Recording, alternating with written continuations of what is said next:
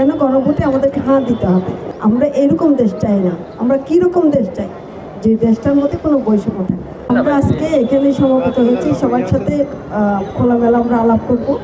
আমাদের সামনে যে 12 তারিখে যে ভোটটা আছে, সেখানে একটা হলো গণভোট, আরেকটা হলো সংসদীয় ভোট। মূলত আমরা কথা বলতে চাচ্ছি গণভোট নিয়ে। গণভোটটা কেন কেন গণভোটে আমাদেরকে হাঁ দিতে হবে? এই বিষয়টা আমরা সাধারণ সবার সাথে মত বিনিময় করবো, তাদেরকে জানাবো কেন দিতে হবে। প্রথমত বাংলাদেশ ৭১ একবার স্বাধীন হয়েছিল। সেই সময়ে ছিল পশ্চিমা গোষ্ঠীর বৈষম্য এবং বাংলাদেশ সেখান থেকে সৃষ্টি হয়। কিন্তু সেই বৈষম্যের তো অবসান হয়নি, বৈষম্য দিনে দিনে বেড়েছে। কাজেই আমরা চাই একটা বৈষম্যহীন সমাজ করতে। ২৪-এর যে গণ আন্দোলন হলো, সেই আন্দোলনের ফসলে হইল আজকের এই পরিবর্তনটা। সেই সময় আমাদের অনেকগুলো প্রায় ১৪,০০০ ছেলে মেয়ে আহত হয়েছে, ৩২ জন ছেলে হাত অথবা পা হারিয়েছে, ২২ জন ছেলে চোখ সম্পূর্ণভাবে নষ্ট হয়েছে, দুটো চোখ সম্পূর্ণভাবে নষ্ট হয়ে গেছে।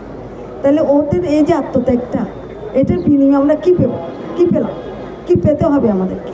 মুক্তিযুদ্ধ যখন হলো তখন আমাদের আশা ছিল আমরা একটা সুন্দর বৈষম্যহীন সমাজ পাবো, আমাদের মানুষের বেশি ভেদাভেদ থাকবে না, আমরা নিরুদ্রূপে একেবারে নিরাপদে বসবাস করতে পারবো, বৈষম্যহীনভাবে আমাদের ছেলে মেয়েদের স্কুলে কলেজে পড়াতে পারবো, চাকরির ক্ষেত্রে কোনো বৈষম্য হবে না।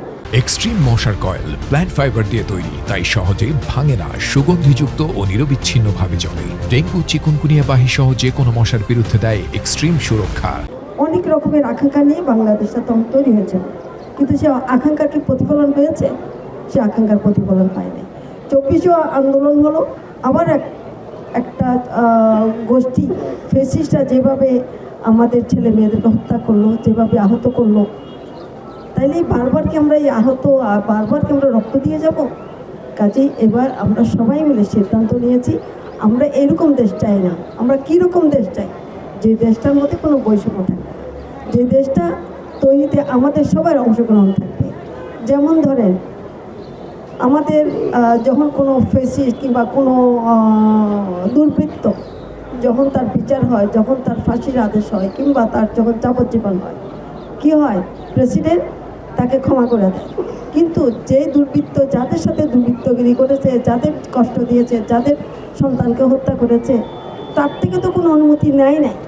কাজেই এবার বলা হচ্ছে, যদি প্রেসিডেন্টকে ক্ষমতা ওভাবে দেওয়া যাবে না, যিনি ক্ষমতা প্রেসিডেন্ট যে ক্ষমতার মধ্যে থেকে যার সন্তান গেল কিংবা যার ক্ষতি হইল, যে কষ্ট পেল, তার অনুমতি ছাড়া ক্ষমা করে দেওয়ার ক্ষমতা পাবে।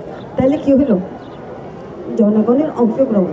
আমরা এরকম অংশগ্রহণমূলক দেশ চাই, অর্থাৎ জনগণ যেটা চাইবে সেটাই হবে। সেই জনগণের চাওয়াটা অত্যন্ত সাধারণ। আমাদের জনগণের চাহিদাটা হলো আমরা ঠিক মতন খাওয়া পড়া করতে পারবো, আমাদের ছেলে মেয়েরা নিরাপদ স্কুলে যেতে পারবে, কলেজে যেতে পারবে, ছেলে মেয়েরা তাদের মেধা অনুযায়ী চাকরি বাকরি পাবে, ব্যবসা বাণিজ্য করতে পারবে, কোনো রকমের দুর্বৃত্তরা ব্যবসা করার ক্ষেত্রে চাঁদাবাজি করবে না। অর্থাৎ যা আমাদের সমাজে এখন হচ্ছে, এগুলো হবে না। কাজে আমরা যদি ওইরকম সমাজ একটা করতে চাই, ওইরকম দেশ আমরা যদি করতে চাই, এই গণভোটটা সেটার জন্য, দেশ পরিবর্তনের জন্য। আগে কিছুবে দেশ চলবে না, দেশ নতুন করে আমাদের সবার অংশগ্রহণের মধ্য দিয়ে দেশটা তৈরি হবে।